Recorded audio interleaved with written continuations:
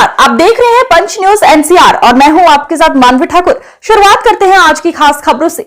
चुनाव आयोग को सवाल आपको जरा याद दिला दे।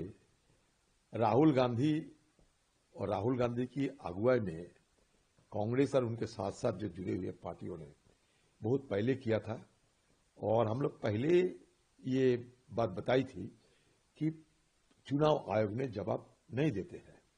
आज जो बात उठा रहे हैं, जो सवाल उठा रहे हैं बंगाल से आकर, तो मुद्दा बिहार में भी उठाए थे हम लोग कि कितने बांग्लादेशियों को, कितने रोहिंग्याओं को आप निकाल चुके हैं, किसने घुसपैठियों को आप निकाल चुके हैं, इसका ब्यौरा दिया करो। ये पुरानी बातें हो गए। अच्छा, दूसरी बात, बंगाल में एसआईआर होने की प्रक्रिया होने की पहले ममता बनर्जी खुद ये धमकाई थी कि मैं बंगाल में एसआईआर नहीं होने देंगी मैं बंगाल में एसआईआर। दूसरी बात, सारे बंगाल के ऑफिसर एसआईआर में अगर कोई शामिल होने के लिए कोशिश कर रहे हो तो ये मान के चलो सत्ता मेरे पास है। किसने कही थी? ममता बनर्जी। सत्ता मेरे पास है, मेरे खिलाफ अगर कोई एसआईआर में ज्यादा सक्रिय होने की कोशिश करे तो मैं उनसे जो करना है कर लूंगी। तीसरी बात, सत्तारूढ़ पार्टी के नेतागण और उसमें ये उनके भतीजा भी थे, ये कहने लगे कि बंगाल में एसआईआर, हिम्मत है, खून का नदियां बहा दूंगा। इन्हीं लोगों की मतलब पहले डराओ लोगों को, डराने का बाद दिखाओ कि तुम्हें हम बचाव कर रहे हैं। डराओ और खुद को बचाओ करने की नाटक करो। आप देखो कब डेलीगेशन लेके आए हैं, जब ये एनुमरेशन और मसौदे एक निकल चुके हैं, फाइनल लिस्ट आने वाला है, मतदाता सूचियों की फाइनल लिस्ट आने वाला है।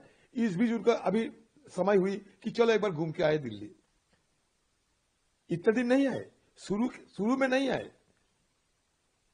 जब मसौदा निकल चुके उसके बाद आने में क्या फायदा। और दूसरी बात, बंगाल में जितने बीएलओ है, मान लीजिए 80,000 से ज्यादा वहां बूथे हैं, 88,000 लगभग।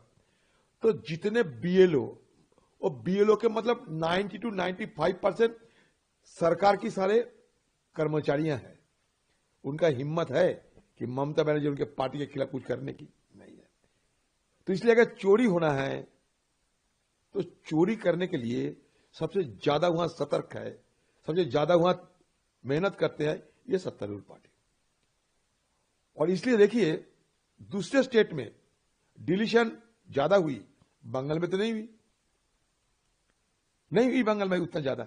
और ममता जी खुद कह रही है, मैं केंद्र की सरकार को मैं तो केंद्र की सरकार के साथ मैं सहयोगिता करते हुए आगे निकलूंगा।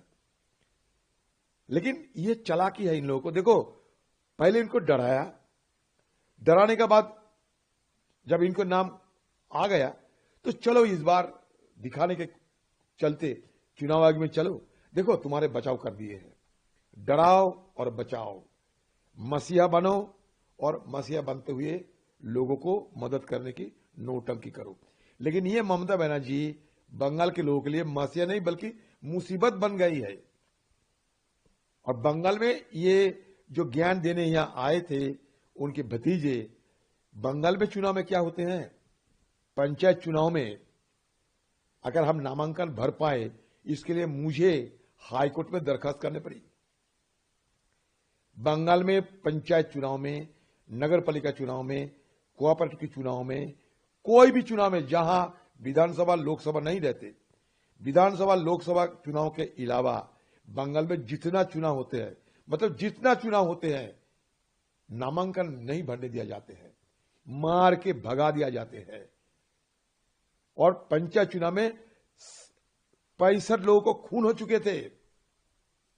और आज भी ये जो विधानसभा चुनाव होगी ना, उसमें भी ये डराने की, धमकाने की और फर्जी वोट डालने की, मृतक वोट डालने की सारे कोशिश होगी। और ये इसके लिए इनके पार्टी काफी संगठित हो चुके हैं, क्योंकि इनको यही करना पड़ेगा। हर चुनाव में यही करती है ये लोग। हम तो वोट चोरी की बात करते हैं ना, बंगाल में टीएमसी पार्टी वोट डकाती करते हैं। इतना समय कह रहा हूं। लेकिन सर